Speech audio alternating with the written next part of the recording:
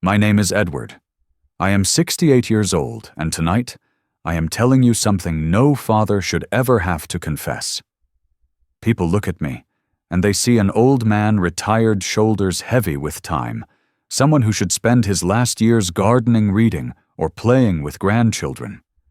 But what they don't see is the scar across my soul, the betrayal carved into me by the very child I once held in my arms and swore to protect.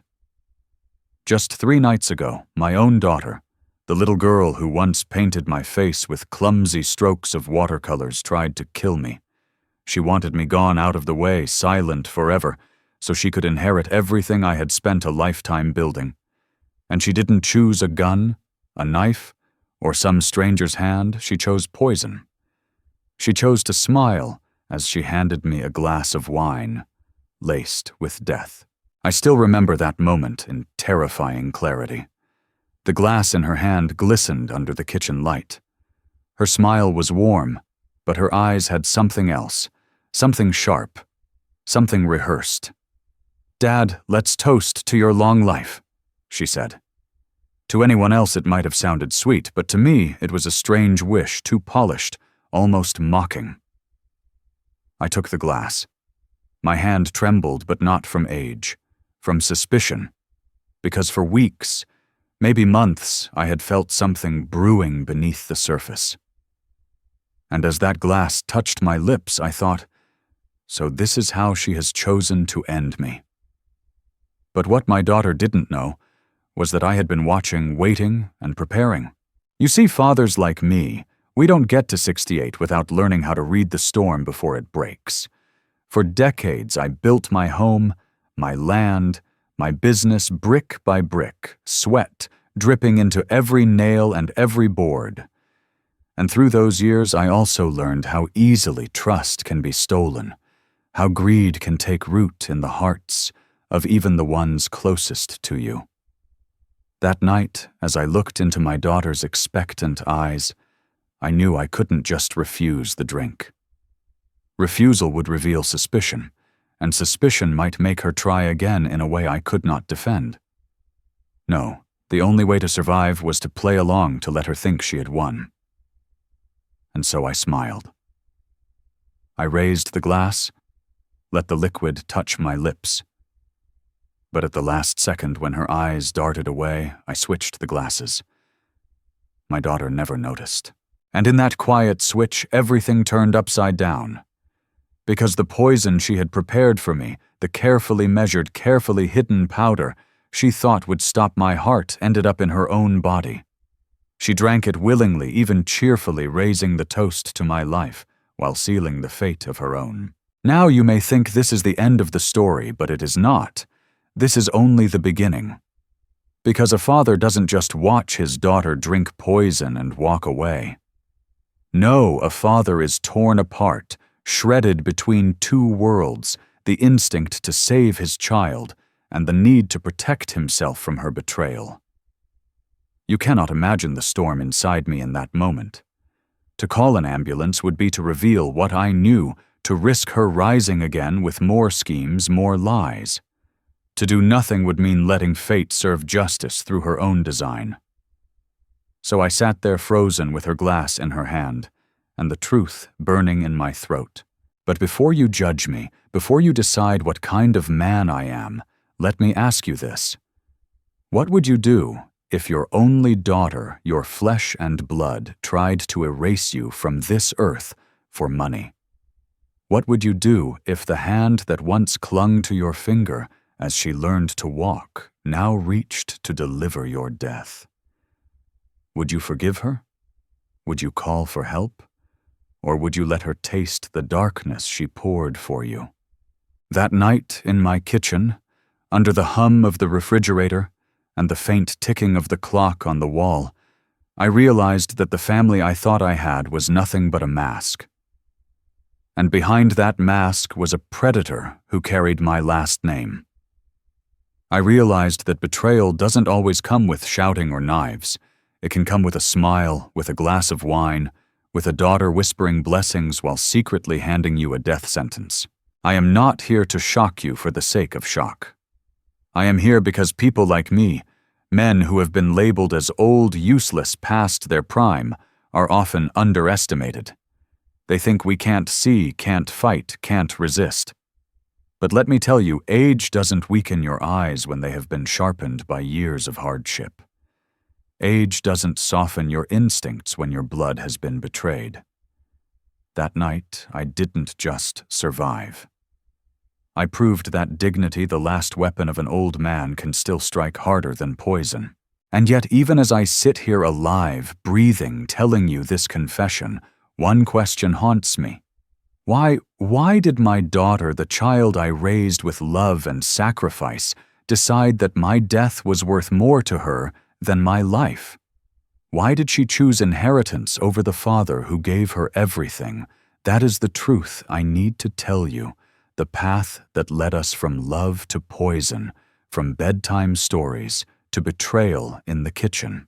You want to know the full story. You want to know how a daughter becomes a would-be murderer, and how a father learns to fight, not with fists, but with foresight. Then stay with me, because what I am about to reveal will tear apart the pretty illusion of family you think you know. Before poison, before betrayal, before the smile that almost killed me, there was a little girl with golden hair who used to run barefoot through the orchard behind our house. Her laughter would echo between the apple trees, a melody so pure it could erase the hardest day's work from my bones. That little girl was my daughter Claire. To understand the weight of what happened, you need to know what she once meant to me. You need to know how, for most of my life, she was not my enemy but the very reason I woke up every morning. I was never a rich man. I worked with my hands first as a mechanic, then as a small contractor. My life was built from sawdust grease and calloused palms. I wasn't the type who came home in polished shoes with a briefcase.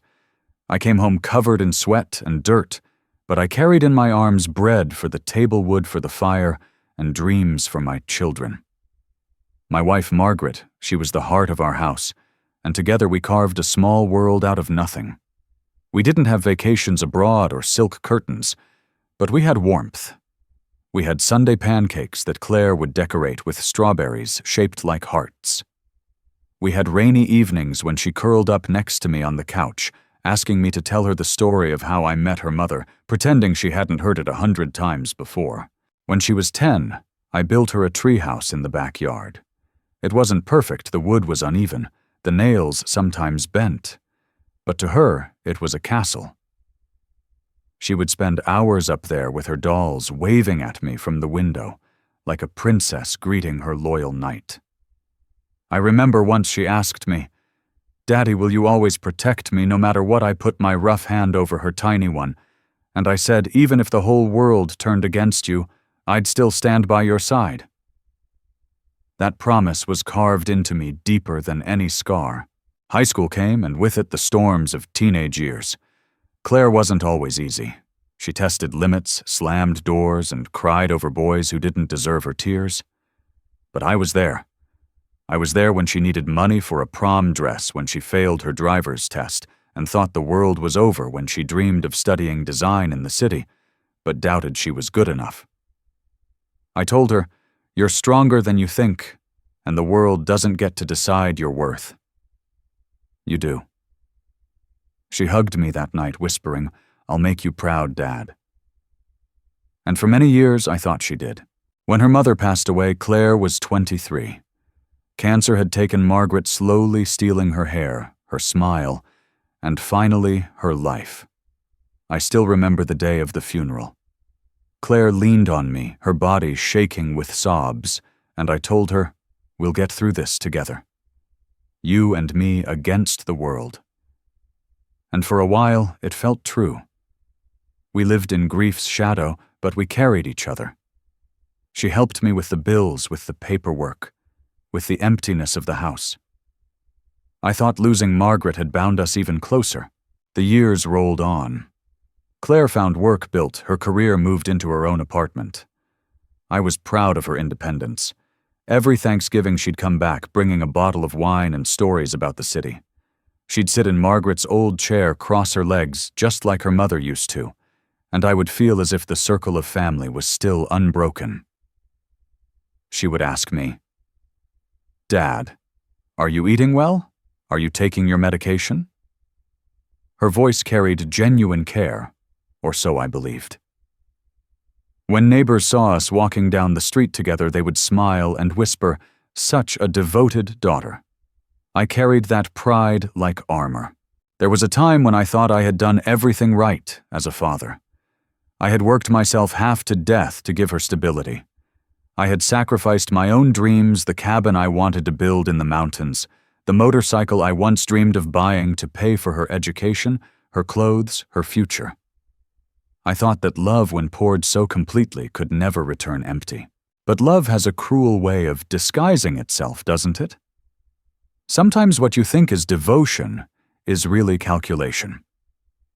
Sometimes the questions about your health aren't about worry, but about timelines. Sometimes the hand on your shoulder isn't comfort, it's weighing how much longer you might last. Still, if you had asked me 5 years ago, even 3 years ago, if Claire would ever hurt me, I would have laughed. I would have sworn on my life she would never raise a hand against me.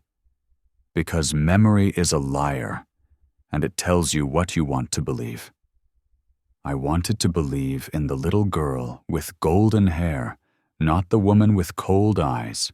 There was one evening I think about often now, an evening that almost feels like a cruel joke from fate. It was my 65th birthday. Claire had organized a small dinner at home.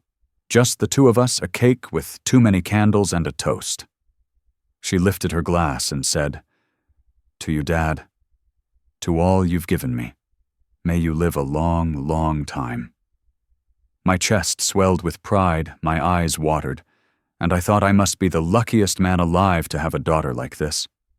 That same memory now burns like acid. Because 3 years later she lifted another glass, not to celebrate my life, but to end it. Do you see the contrast? That is why betrayal cuts so deep.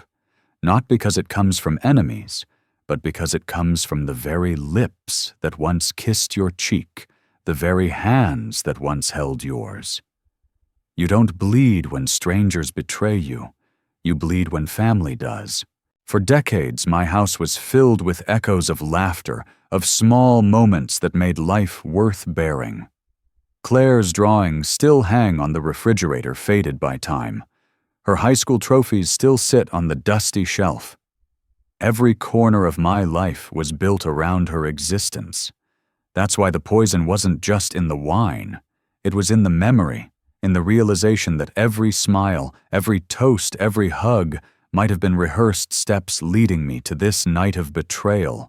If you want to understand my silence as I watched her raise that poisoned glass to her lips, you must understand this backstory. I wasn't just watching a would-be murderer. I was watching my little girl, and that conflict, the love that refused to die, and the betrayal that demanded justice, that is the battlefield I stand on to this day. The first crack in the mirror never looks like a crack. It looks like a reflection bending just slightly, almost invisible, almost dismissible. That's how it began with Claire. At first it was nothing more than a comment here, a glance there, the kind of things you would never call sinister if you hadn't already lived through the end of the story. But looking back, I can see the trail of shadows leading straight to the poisoned glass. It started 2 years ago after my health scare. I had collapsed in the garden from heat exhaustion. Nothing fatal, nothing too serious, but the ambulance ride and the overnight stay in the hospital seemed to trigger something in Claire. She showed up at my bedside, not with flowers or comfort, but with questions. "Dad, do you have life insurance? Who's listed on your will? Have you thought about what happens to the house if, something happens?" At the time, I laughed it off. I thought she was being practical, responsible, maybe even caring. I told myself she doesn't want to be caught off guard if the worst comes.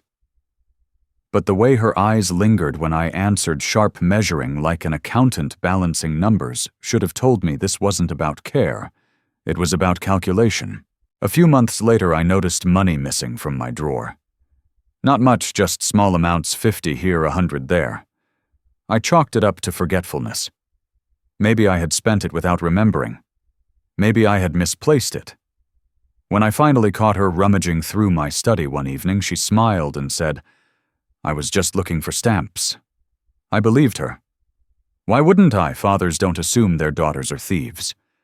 We tell ourselves little stories to protect the image of the child we once raised. There were other things. Once, when a neighbor came over and complimented me for keeping the yard so neat, Claire smirked and said, "Well, Dad doesn't have much else to do anymore, does he?" Everyone laughed. I laughed too, but a piece of me stung. The words weren't just a joke. They carried a truth she wanted to plant, that I was old, fading less than what I once was. At Christmas that year, she gave me a pill organizer as a gift. "So you don't forget," she said. A sweet gesture on the surface, but I caught the flicker in her eyes, the way she seemed to watch me fumble with the plastic lid, as though measuring how much longer before I couldn't handle things myself. I began to notice how her questions shifted over time. She stopped asking about my hobbies or the books I was reading. Instead, she wanted to know about the title deeds. "Dad, is the house in both your and Mom's name, or just yours? Dad, did you ever finalize the trust fund for the grandchildren? Dad, you should really let me handle your accounts online. You know how confusing it can be at your age." At first, I saw this as concern. Later, I realized it was reconnaissance. The most chilling red flag came on a quiet Sunday morning. We were having coffee on the porch, and she was scrolling through her phone. Out of nowhere, she asked, "Do you ever think about how you'd like to go? Like, would you rather it be quick or peaceful in your sleep?" She said it casually, as though discussing the weather. I froze. I muttered something about not being ready to leave this world yet, and she laughed. But that laugh, it was thin, brittle, like a window cracking under pressure. That was the first time my gut whispered that something wasn't right, and yet I ignored it. That's the cruelest thing about red flags. You see them, but love blinds you. I told myself she was grieving still for her mother, that maybe she was stressed about her job, about bills. I convinced myself that every strange question was just miscommunication. Because what kind of father suspects his only daughter of plotting against him? To suspect would be to admit that the bond I built, the sacrifices I made, had all been for nothing. So I buried my doubts deep in the soil of denial. But red flags have a way of multiplying when ignored. She began visiting more often, not out of warmth, but with a notebook in her hand. She'd ask to see bills, to go through old files. Once I caught her scanning my medical records. "Just being organized," she explained. I nodded, pretending to accept it, but inside my chest something twisted tighter. I began locking drawers. I began hiding documents. I began listening more closely when she spoke. Then came the argument. One evening, I mentioned I was thinking of donating part of my land to the church after I passed. Claire's face hardened. "That's ridiculous. Why would you give it to strangers when I'm your daughter?" Her voice had venom I had never heard before. I told her it was my decision, that a man had the right to leave his legacy as he wished. She stormed out of the house, slamming the door so hard the windows rattled. For the first time, I saw not just irritation, but rage, that the fortune she thought was hers by default could be diminished. After that, the warmth between us cooled.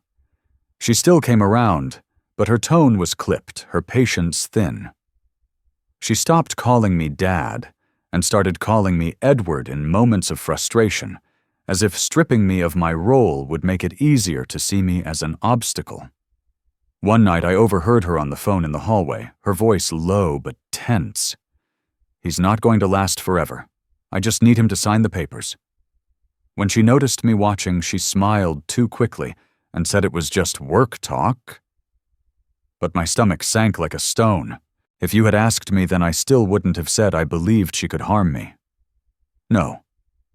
The father in me clung to denial, clung to excuses, clung to hope. But deep down in the silent part of my heart, I tried to ignore I knew the truth. The daughter who once asked me to build her a treehouse was now circling me like a hawk. And every comment, every question, every flash of coldness was one more feather sharpening her wings.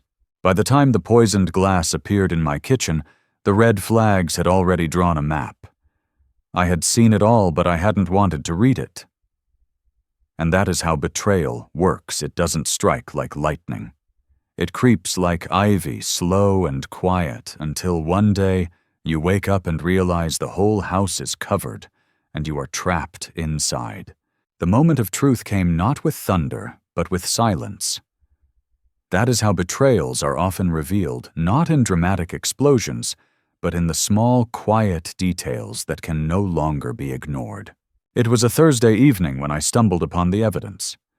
Claire had come over earlier in the day, supposedly to help me with groceries. She insisted on organizing the pantry, something she had never shown interest in before. I thought nothing of it at the time, though I noticed how she lingered at the cupboard where I kept the wine. After she left, I went about my evening routine. I watered the plants, fed the cat, and prepared to pour myself a glass of wine before bed. That was when I noticed the bottle. It was the same brand we always shared, a red I kept for special occasions. But the cork had been tampered with. It wasn't obvious, not at first glance.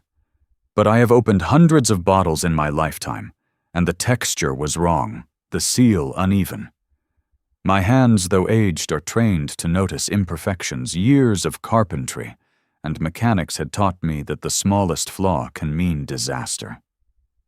I turned the bottle in the light, and that's when I saw it, a fine residue clinging to the inside of the neck, a powder that didn't belong there. My heart hammered. I set the bottle down carefully as if it might explode. I didn't want to believe it, but the weight of every red flag came crashing down on me. I fetched a small glass, poured a bit of the wine, and let it settle. There it was again, a faint shimmer like dust floating just beneath the surface. Wine does not shimmer. Not like that. I could have stopped there. I could have thrown it away, buried my suspicions, told myself it was just sediment. But something inside me, something raw and desperate, needed to know the truth. So the next morning I carried that bottle into town. I went not to the police, not to lawyers, but to an old friend, a retired pharmacist named Henry, who owed me more favors than I could count. I placed the glass before him and said, "Tell me what's in this." He raised an eyebrow but didn't ask questions. He tested it quietly, methodically. An hour later he came back with his face pale. "Edward," he said, "this isn't wine sediment. It's digitalis." The name hit me like a brick. I knew what it was. Digitalis, a heart medication, in controlled doses, a poison in the wrong hands. Too much of it, and the heart stops clean and silent. It's the kind of thing doctors look for only if they have reason to suspect. Otherwise, it looks like natural heart failure. A quiet death? A perfect death. My knees weakened. I gripped the counter to steady myself. Henry looked at me carefully. "Who are you drinking with?" he asked. I couldn't answer. The shame was too heavy. To say the name of my own daughter in that moment felt like betrayal of myself. I only shook my head. When I got home, I sat in the kitchen staring at the bottle, at the glass, at the residue of death still clinging to the rim. Every memory of Claire collided in my mind. The little girl in the treehouse, the young woman at her mother's funeral, the cold smile asking about my will. The pieces snapped together, an ugly mosaic I could no longer deny. She hadn't just thought about my death. She was preparing it. But the true twist came later that same night. Claire came back unannounced, carrying takeout, and smiling as if nothing in the world was wrong. She unpacked the bags, chatting about her work, about the traffic, about meaningless things. Then she reached into her purse and pulled out a small plastic packet which she tried to slide unnoticed into the cupboard. I saw it. She thought I wasn't watching, but age sharpens more than it dulls. When she left the room to use the bathroom, I retrieved it. Inside was a folded piece of paper stained with powder. The paper was covered in her handwriting measurements, dosages notes about timing. The words leapt off the page just enough to mimic cardiac arrest. Evening wine. Repeat if necessary. I read those words again and again until the letters blurred. There was no more denying. It wasn't paranoia. It wasn't a father's overactive imagination. My daughter was plotting my death in my own home, writing recipes for my last breath. I folded the paper carefully and hid it in my desk. When she returned, I smiled at her the kind of smile a man wears when he has just seen the face of the devil in his child. I poured us both a glass of the very wine she had poisoned, though I had already emptied and refilled the bottle with a safe one earlier. She raised her glass, clinked it against mine, and said, "To you, Dad." My hand didn't tremble, my voice didn't crack, but inside me something broke forever.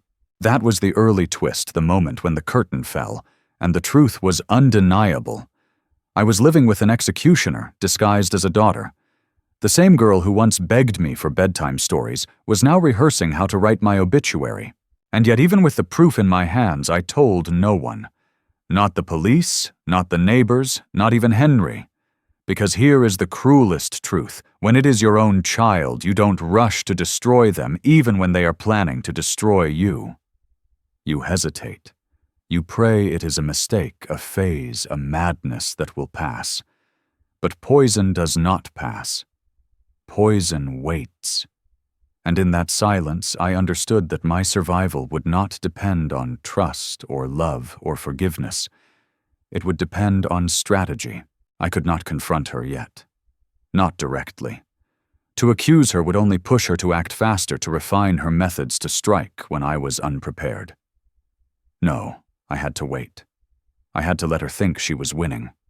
And when the moment came when the poisoned glass was placed before me, I would be ready. That night alone in the dark, I whispered to the empty house, "Margaret, if you can hear me, give me the strength to face what's coming. Your daughter has turned into something I can't recognize. And if I must fight her, then let me fight with the wisdom of my years, not the rage of my heart." After that night, nothing in my house felt the same. The kitchen, once filled with the scent of coffee and Sunday pancakes, became a stage for silent war. Every glass I touched, every meal I ate, I asked myself, did she lace this too? Claire's laughter, her casual touches on my shoulder, the way she hummed as she moved around my home, all of it felt rehearsed, a disguise worn too well. And I had to wear one too. For weeks I lived with the mask of the doting father, pretending not to see what was right in front of me. But behind the mask I watched everything. I memorized the contents of my pantry. I noted which bottles she touched. I set small traps marks on labels, tiny scratches on lids. Every time she came, something shifted. A jar slightly out of place. A seal loosened. A pill bottle moved to the front. She thought she was clever. She didn't know I was cataloging her every move like evidence in a trial. The hardest part was pretending to be weak. Claire needed to believe I was slowing down, that her plan was working. So I let her think I was tired more often. I allowed my hand to shake when I held my fork. I coughed deliberately, making my chest sound frailer than it was. I even faked falling asleep in the chair so she could look at me with those eyes that betrayed both pity and calculation. And it worked. I saw her relax her guard, dropping inch by inch. To her, the poison was already doing its job. To me, it was a performance, and I was the actor she underestimated. But with every day, the danger grew. Claire's visits became more frequent, her questions sharper. "Dad, you've lost weight," she said one evening, setting down a casserole I hadn't asked for. "Are you sure you're taking care of yourself?" I nodded, thanked her, and took a bite while she watched closely. Of course, I had switched the plate when she wasn't looking. The portion I ate was untouched by her hands, while the one she had prepared went down the garbage disposal the moment she went to the bathroom. The escalation wasn't only in food and drink. Claire began probing my finances with unnerving persistence. "Have you thought about simplifying things?" she asked. "All those accounts, all those papers, it must be confusing at your age." Her words stung not because of the insult, but because of how calculated they were. I knew her aim to gain access to consolidate, to make my estate easier to seize once I was gone. I pretended to entertain the idea. "Maybe you're right," I told her. "Maybe it's time I let someone younger handle the details." Her eyes lit up for just a second, too quick for anyone else to notice, but not quick enough to escape me. She thought she had me exactly where she wanted. Meanwhile, I prepared, in silence. I kept Henry, my pharmacist friend, on alert. I purchased a small recorder, the kind you can slip into a pocket and forget, and I tested it again and again, until I was sure it would catch every word. I began documenting everything, every suspicious movement, every strange residue, every plate that went untouched. If Claire wanted to play this as a perfect crime, I would make sure there was an imperfect trail leading straight to her. The more she thought she was winning, the more reckless she became. One night she accidentally left her notebook behind the same one I had once found with the poison notes. This time the pages were even darker. Lists of possible excuses. Heart attack due to stress complications from age accidental overdose. She was writing my death certificate before I had even died. I copied the pages, put them back exactly as I had found them, and waited. The emotional weight nearly crushed me. Each night I lay awake staring at the ceiling, torn between fury and sorrow. This was my child, my flesh and blood. Every instinct told me to protect her, to give her another chance. But every page of that notebook, every poisoned glass, screamed another truth she had chosen her path. And if I wanted to live, I had to be ready to end it. The breaking point came during a Sunday dinner. She had brought over a bottle of wine, already opened, already poured into 2 glasses. "Let's toast, Dad," she said, her smile stretched too wide. I stared at the glass. I knew. My hands trembled, not from fear, but from the anticipation of what I had to do. Slowly I lifted the glass to my lips, pretending to sip. She raised hers, barely touching it to her mouth, watching me like a hawk. That night, I vomited in secret, not because I had swallowed, but because the disgust of the act, pretending to drink from a glass I knew was poisoned, was too much to bear. My reflection in the mirror looked hollow, my eyes sunken not from age, but from the burden of betrayal. It wasn't the poison that was killing me. It was the truth. From then on, every encounter felt like a countdown. Claire's patience was thinning. Her questions grew sharper, her visits shorter, her eyes colder. She wanted results. She was growing desperate, and desperate people make mistakes. That was what I was counting on. I set my own stage. I cleaned the kitchen until it gleamed, arranged the table with care, and bought a new bottle of the very wine she favored. When she came the next evening, she noticed it immediately. "You finally bought a fresh one," she said, smiling. She didn't know I had already switched the cork-prepared 2 glasses and hidden a third one in the drawer untouched for the evidence I would need.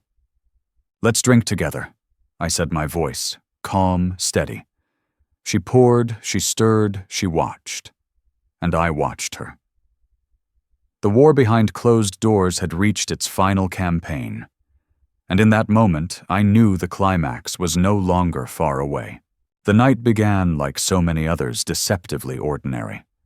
Claire arrived with her calculated warmth, her hugs just a little too tight, her kisses on the cheek too rehearsed.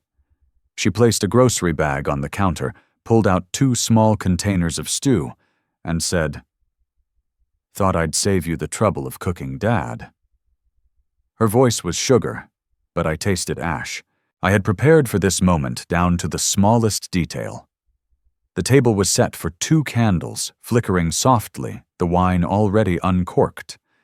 I had poured 2 glasses, placing them side by side, but one held nothing more than clean, untouched wine, while the other contained the powder she had slipped in earlier. I had made sure to switch them, while she wasn't looking a sleight of hand that required the patience of age and the precision of desperation. We sat down. She lifted her glass first, swirling the red liquid, watching me from across the table. To family, she said, her eyes glinting. I lifted mine slowly, watching her every movement. To family, I repeated and brought the glass to my lips, but before I drank, I placed my glass back on the table deliberately and leaned forward. "Why don't you take the first sip, Claire?" Her smile faltered just a flicker, but enough to confirm everything. "Don't be silly, Dad. You always drink first." "No," I said calmly, my voice steady, though my pulse raced like a war drum. "Tonight you do. Humor an old man." For a moment, silence hung between us like a blade.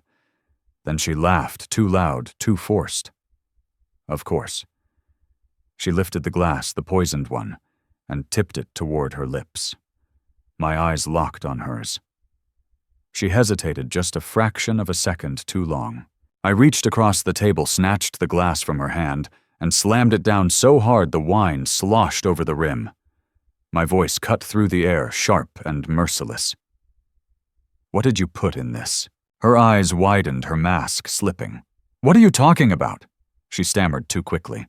"Don't lie to me!" I thundered, my fist striking the table. "Did you tell us? The same poison that leaves no trace, the same poison you've been slipping into my food, my wine, waiting for me to die so you can inherit what's left of my life. Do you think I don't know?" For a moment she froze like a deer caught in headlights. Then her face hardened, her shoulders squaring, her voice turning cold. "You weren't supposed to find out." The words sliced through me sharper than any blade. Not denial, not a protest of innocence, just confirmation. "Why, Claire?" My voice cracked under the weight of grief. "Why would you do this to me? I gave you everything. I raised you, loved you, protected you. You are my daughter." Her eyes burned with something dark, twisted. "And what has that ever gotten me?" she spat. "You gave Richard everything. You loved him more, even in death he overshadows me. You think I don't know. You think I haven't seen the will, the accounts, the scraps you left for me while you worshipped his memory." I staggered back, her words cutting into old scars. "This isn't about Richard. He's been gone for decades. This is about you, your choices, your greed, your betrayal." She stood now, trembling with rage. "I've lived my whole life in your shadow, Dad. In his shadow. Watching you give your affection, your pride, your legacy to someone who isn't even alive anymore. You left me nothing but crumbs, and I'm done waiting. I deserve everything. And if you have to die for me to finally get it, then so be it." The confession poured out of her like venom, her face twisted into something unrecognizable. The little girl who once held my hand in the park was gone. In her place stood a stranger, a predator. My own blood turned poison. I reached into my pocket and pressed the recorder, the small device that had been capturing every word since the moment she walked in. "Thank you," I said softly, my voice breaking. She blinked, confused. "For what?" "For finally showing me the truth." Her eyes darted to the recorder, realization dawning. She lunged across the table, trying to grab it from my hand. But age may weaken the body, it sharpens the instincts. I stepped back, holding it out of reach. "It's over, Claire. I have your words, your plans, your poison. The police will hear every syllable." For the first time, fear cracked her mask. She glanced at the glass, still on the table, at the poisoned wine that could damn her forever. In desperation, she tried to flip the narrative. "No one will believe you," she hissed. "You're old, forgetful, half senile. They'll say you poisoned yourself or that you're making it all up. They'll believe me. I'm the grieving daughter." Her cruelty hit me like a hammer, but I didn't flinch. I picked up the poisoned glass, held it in my trembling hand, and stared at the dark liquid swirling inside. Then I looked her straight in the eyes. "If you're so confident, then drink it." Her breath caught. "What?" "You heard me." My voice was steel. "Drink it. If it's harmless, if I'm just a paranoid old man, then prove it. Drink." Her face drained of color. She shook her head, took a step back. "You're insane." "No," I whispered, stepping closer, pressing the glass toward her. "You are. You tried to murder your own father, and now the world will know." Her hands trembled, her mask shattered completely. "I never meant," she began, but the words crumbled. "You meant every word." I cut her off, tears burning my eyes. "You meant every plan you wrote, every dose you measured, every time you watched me lift a glass. You wanted me gone. But tonight, Claire, it ends." For a long moment we stood, frozen, me holding the poisoned glass, her cornered by the truth of her own darkness. Then, in one final burst of defiance, she slapped the glass from my hand. It shattered against the floor wine, and shards spreading like blood across the tiles.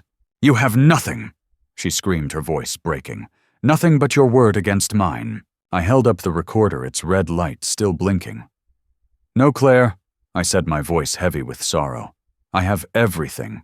Her scream echoed through the house, a sound of rage, despair, and defeat all twisted together. And in that moment, the daughter I once knew was gone forever, swallowed whole by the monster she had chosen to become. When the last echo of her scream faded into the silence of the house, I stood there trembling, staring at the broken glass on the floor. The poisoned wine spread in dark rivulets across the tiles, and it struck me like an omen. This was the blood she had wished for me, spilled instead as proof of her own downfall. Claire collapsed into a chair, her chest heaving, her face pale.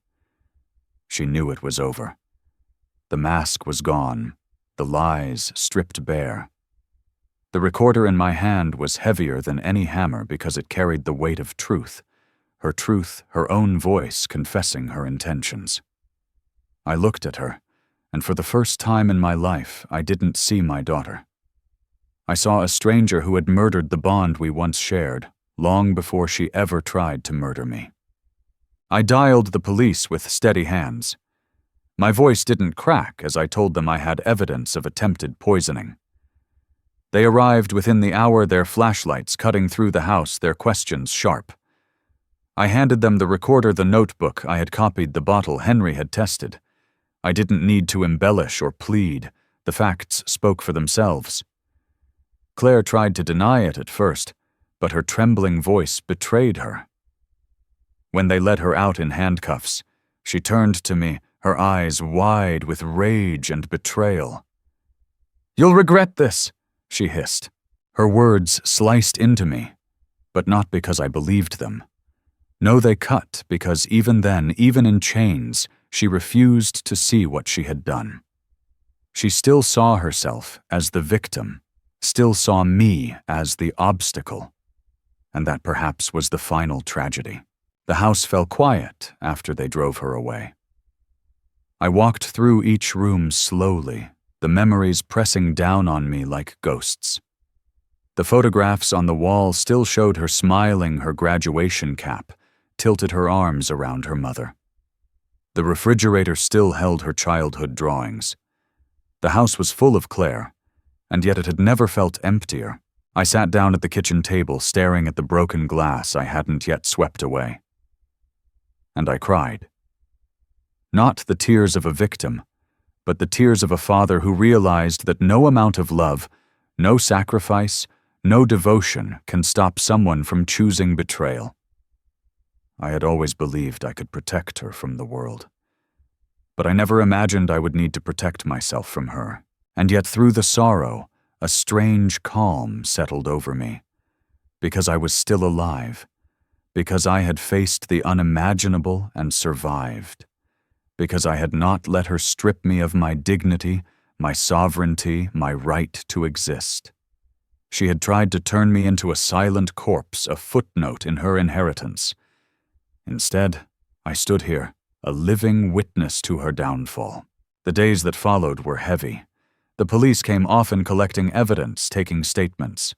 Neighbors whispered shocked that the devoted daughter they thought they knew had plotted murder. Some pitied me, some avoided me, but I didn't care. Their judgment meant nothing. The truth was mine to carry, and I carried it with my head high. At night, I still hear her laughter from the orchard, still see the little girl waving from her treehouse. That is the cruelty of memory. It doesn't let you choose which moments stay.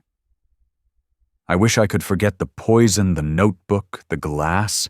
I wish I could remember only the golden hair, the Sunday pancakes, the hugs after her mother's funeral. But life doesn't give us the mercy of selective memory. It forces us to carry both the love that was real and the betrayal that destroyed it. Still, I refuse to let bitterness define me. I will not become the old man who curses his bloodline, who rots in anger. No. I will live not because she wanted me dead, but because I choose to live in defiance of her betrayal. My dignity is the one inheritance she will never touch. And so I speak these words to you now, not as a warning only, but as a confession, a plea and a challenge. We are taught that family is sacred, that blood is unbreakable, that a father's love can overcome anything. But sometimes blood turns to poison. And when it does, you must choose. Do you let it consume you, or do you fight for your own survival, your own worth, your own name? I chose to fight. I chose to live. I chose dignity over silence. So I ask you, whoever you are watching this, listening to this, what would you have done? If your own child raised a glass of poison to your lips, would you drink it to keep the illusion of family alive? Or would you like me find the strength to protect yourself, even if it means tearing down everything you thought you knew? Comment below. Tell me, because no father should ever face the choice I did. And yet here I am alive to tell the tale, alive to remind you that betrayal may come in the sweetest disguise, but dignity, if you dare to hold on to it, can outlast even poison.